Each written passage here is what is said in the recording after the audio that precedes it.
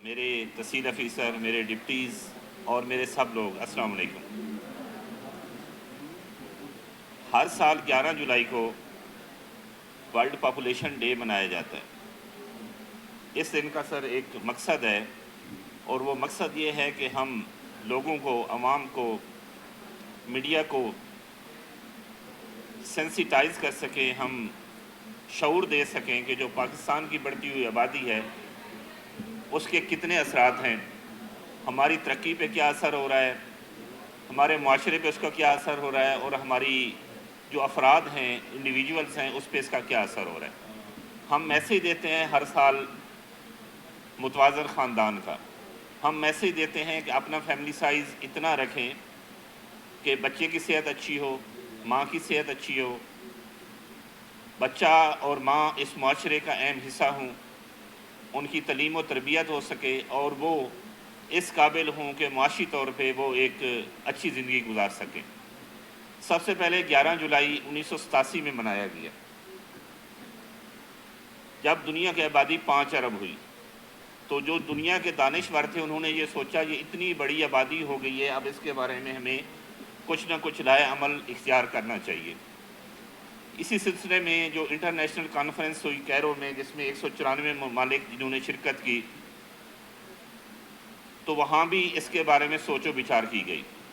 لیکن حد کی بات یہ ہے کہ اس کے بعد صرف اور صرف 40 سالوں میں 4 ارب کا اضافہ ہو چکا ہے۔ آج کا جو ہمارا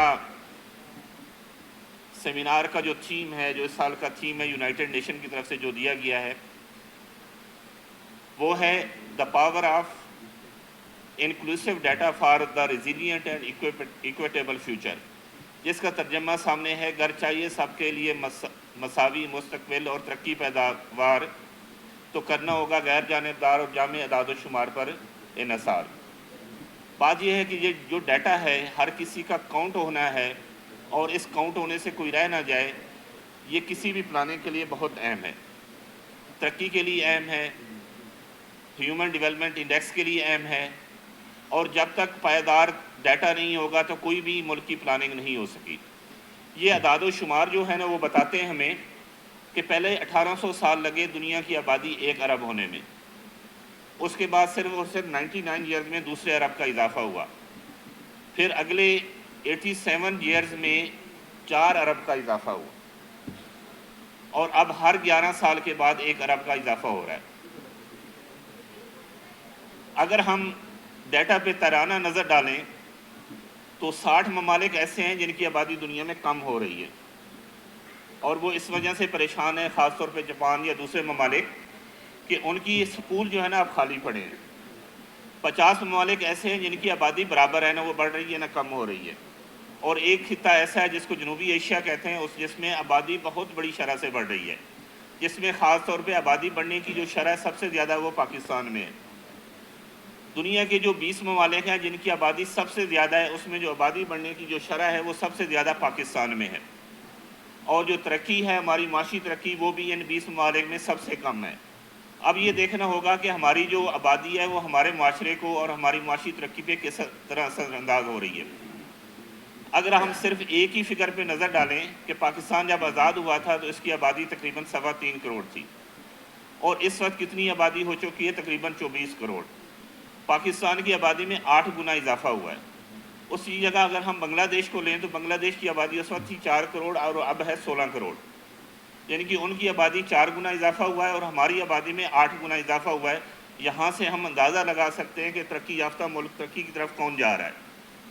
اب یہ جو پاکستان کی آبادی، شاکر حسین شاکر صاحب نے بڑی بات کی، میری دل کی باتیں کی، مدر اینڈ چائلڈ ہیلتھ کی بات کی۔ اب یہ جو آبادی بڑھ رہی ہے اس کے بہت زیادہ اثرات ہیں ہمارے معاشرے میں۔ سب سے پہلے جو اس کا اثر ہے کہ ہماری جو 40% آبادی ہے وہ انتہائی غربت کی لائن سے نیچے ہے۔ 2 کروڑ بچے ہمارے آؤٹ آف سکول ہیں، 1 کروڑ جو افراد ہیں وہ جھگیوں میں زندگی گزار رہے ہیں۔ کیا امت کو بڑھانے کا یہی مقصد تھا؟ 60% بچے جو ہے نا کیا ہیں، وہ میل نیوٹریشن ہیں۔ اب ہمیں سوچنا پڑے گا کہ کیا ہم نے اس آبادی کے بارے میں سوچنا ہے؟ فیملی پلاننگ کا جو پیغام ہے وہ ہم نے گھر گھر تک پہنچانا ہے، اور اس پہ ضرور اثر انداز ہونا ہے۔ اس بڑھتی ہوئی آبادی نے سب سے زیادہ دو چیزوں کو اثر انداز کیا، ایک IMR اور ایک MMR۔ ہر سال پاکستان میں 1 کروڑ خواتین ہیں جو بچوں کی پیدائش کے مراحل سے گزرتی ہیں، جن میں سے 60 لاکھ وانٹڈ ہوتی ہیں، 40 لاکھ ان وانٹڈ ہوتی ہیں اور 25 لاکھ ابارشن ہوتے ہیں۔ حد کی بات یہ ہے کہ 20,000 مائیں اس پروسیس میں موت کے منہ میں چلی جاتی ہیں اور اس کی کوئی بریکنگ نیوز نہیں ہوتی۔ اگر ایک گائے بھی کسی کی چوری ہو جائے تو بریکنگ نیوز ٹی وی پہ آ جاتا ہے، لیکن 10,000 مائیں جو ہیں ان کی ڈیتھ ہو رہی ہے اور وہ کوئی اس کا وہ نہیں ہے، اثر نہیں ہے۔ دوسرا بات جس چیز نے اس کو سب سے زیادہ ایفیکٹ کیا ہے وہ ماحول ہے۔ کبھی بوسٹن روڈ پہ آپ جاتے تھے ہم تو گول باغ سے اتنے گھنے درخت ہوتے تھے حد سے زیادہ، اور اب پورے بوسٹن روڈ ہمارے ملتان شہر میں وہاں سے درخت کا صفایا ہو رہا ہے، زرعی زمین کٹ کے کالونیوں میں بٹ رہی ہے، کیونکہ ہمیں رہائش کا مسائل کا بھی سامنا ہے۔ ہماری زرعی زمین کم ہو رہی ہے، ہمیں گندم ایکسپورٹ کی کرنے کی بجائے امپورٹ کرنی پڑتی ہے۔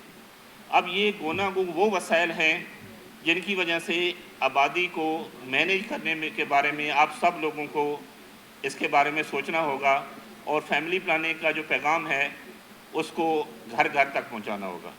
ونس اگین میں اپنے معزز مہمانان جناب فیضان احمد ریاض صاحب، ڈاکٹر فیصل صاحب، شاکر حسین شاکر صاحب، ملک خادم صاحب، اپنا تمام سٹاف اور ہمارے جو اسپانسر ہیں TCI جن کے ساتھ بہت اچھا کام کریں، اور میری اسٹور سوسائٹی، اور آپ سب لوگوں کا مشکور ہوں کہ آپ یہاں تشریف لائے اور اس سیمینار کو عزت بخشی۔ Thank you.